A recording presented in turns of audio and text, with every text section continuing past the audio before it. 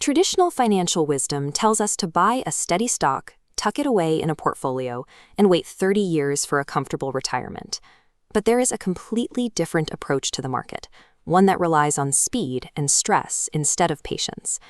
Day trading completely ignores the future. A day trader does not care if a company thrives over the next 5 years or files for bankruptcy next month. They only care about what the price is doing right now. Think of a traditional investor as a family buying a home. They inspect the foundation, evaluate the neighborhood, and plan to hold the property for decades.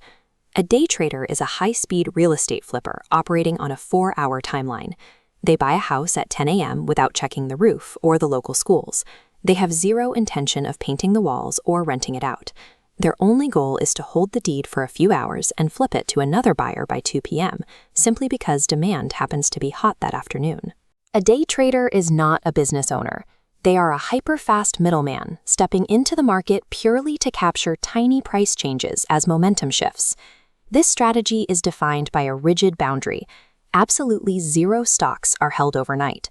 Every single trade is opened and closed within the exact same day. Holding a stock overnight leaves a trader highly vulnerable. A company might announce terrible earnings at 8 p.m., causing the stock price to instantly crash the exact second the market opens the next morning. To prevent that, a true day trader holds nothing when the New York Stock Exchange closes at 4 p.m. They sell everything they bought that morning and convert it all back into cash. Going to sleep with an all-cash portfolio completely eliminates the risk of unpredictable overnight chaos. Since these traders aren't waiting around for a stock to double in value over 3 years, they hunt for micro-movements. They look for a $10 stock that might briefly jump to $10.10. A 10-cent gain on one share yields almost nothing. They rely on massive volume. Instead of buying one share, they buy 5,000. If the price inches up 10 cents, they cash out a $500 profit in minutes. You cannot pull this off with a boring, stable company. The asset's price has to be moving rapidly up and down. Traders actually need the chaos of violent price swings to capture those momentary gaps. They also need massive liquidity.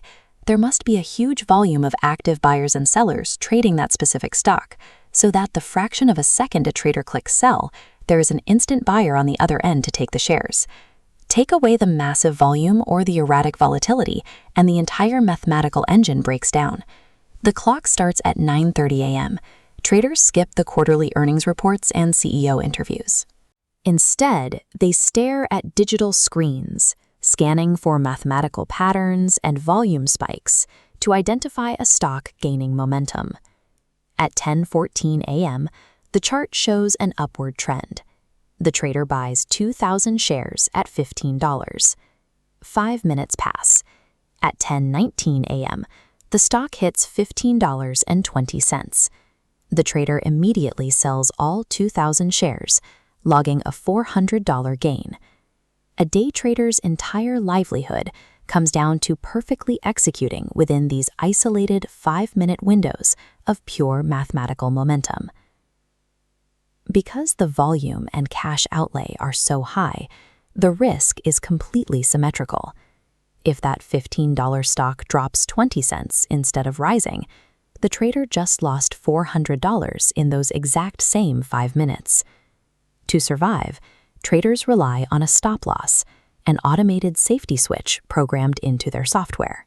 If the stock drops to a predetermined price, the computer automatically sells the shares, setting a strict limit before a minor dip turns into a total wipeout.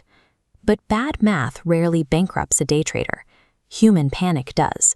If fear delays an exit, or greed pushes a trader to hold a position just 1 minute too long, the formula fails. Surviving this market requires extreme emotional regulation. You have to remain completely detached, treating the chaos of other investors as nothing more than data points to be calculated and captured.